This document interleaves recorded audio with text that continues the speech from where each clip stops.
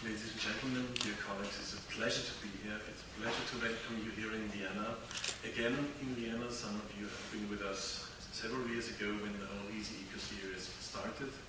Some of you became friends out of colleagues. Some of you might be new with us in this network. So I would like to take the opportunity to give you a small overview where Easy Eco started, why we started Easy Eco, who stands behind Easy Eco, what happened in the previous Easy Eco events, and also how Easy Eco will proceed, because Easy Eco started in the year 2002, and in the very beginning we thought, okay, we will do 2 conferences and we will have a young researchers training phase, and then we saw what great interest is among scientists, among young researchers in this topic, and then we applied for subsequent funding of trainings and conferences. And what I can tell to you is that it will go on. It will go on until 2010. So I'd like to give you a short overview.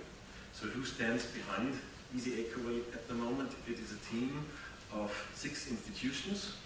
The Easy Eco project team between 2005 and 2007. Easy Eco wouldn't be possible without our sponsors. Mainly the Marie Curie Action, but also United Nations Environmental Program and some private companies and also some Austrian ministries sponsored this event and the whole series of events. I'd like to mention that Easy Eco has been awarded by the German UNESCO Commission 2 years ago within the decade of education for sustainable development. We have a scientific board. The head of the scientific board, Peter Harvey, whom I'd like to welcome personally today, is with us and will give a presentation on Friday. So why did we initiate Easy Eco? Okay, it's 7 years ago. It's really 7 years ago we initiated it. But we had the impression that evaluating sustainable development is a diverse field of research. We had the impression that this evaluating sustainable development needs mechanisms for securing scientific quality. And we had the impression that evaluating sustainable development needs capacity building, especially because we lacked a Europe-wide forum for scientific discourse and training opportunities. Although in some of the evaluation societies there are some task forces for environmental evaluation, but there was not such an exchange between different fields of application where evaluating sustainable development took place. So we wanted to head for increased market transparency. We had the idea of conducting training for young researchers and to improve the networking between scientists, evaluators and clients. Well, not to improve, but really to set up a network of young researchers, of scientists, but also of people working in evaluation agencies, in evaluation companies, sharing their experiences with young researchers and with scholars. So back in the year 2002, there was the first Easy Eco conference in Vienna. We had a kind of stock taking and presentation of different evaluation approaches. We discussed the different methods used, and we tried to elaborate a kind of common understanding what is evaluating sustainable development. And we found it rather helpful later on to, whenever we had discussions and we had the impression there's a misunderstanding, to go back to these definitions saying, okay, what are we talking about? We're talking about evaluation, because evaluation is a nice buzzword. It signalizes that the one who conducts an evaluation is working on sound scientific methods.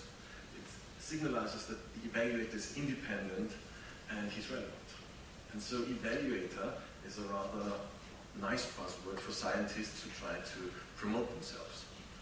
And so we said, okay, if you really want to talk about sustainability evaluations, this should be applied science, carrying out a systematic analysis, not a punctual research, but systematic analysis of causal effects and relationships of an intervention. So we put the intervention into the focus of the evaluation, not just stock taking, not just a survey, not just a baseline study, but the causal effects of relationships of an intervention, including a judgment based on an integrated analysis of aspects of all the 3 dimensions of sustainable development. You see in here, sustainable development comes in, and we could elaborate on these different aspects of sustainable development for, also for some hours. And we will have an interesting discussion, general discussion later on this issue.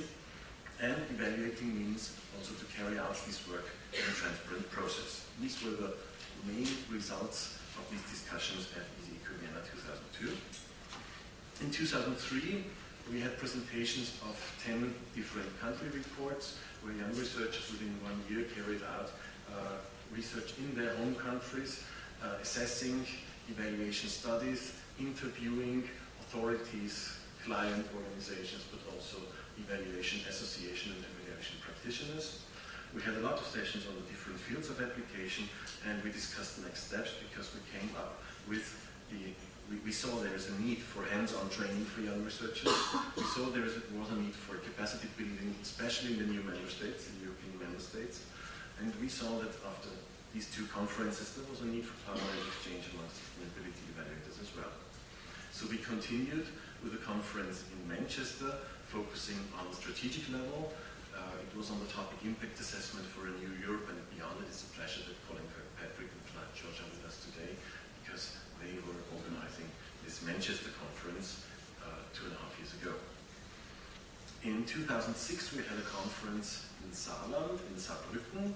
It was not on strategic, but on the project level. It was about improving the quality of sustainable development projects. There were a lot of organizations coming from development cooperation, coming from support and subsidy programs all over Europe, and exchanging their approaches and their experiences on evaluating projects and programs. Ralf Meyers, who is from Saarland University, is also with us, and I'd like to thank Saarland University as well as Manchester University for the good cooperation in organizing these two events.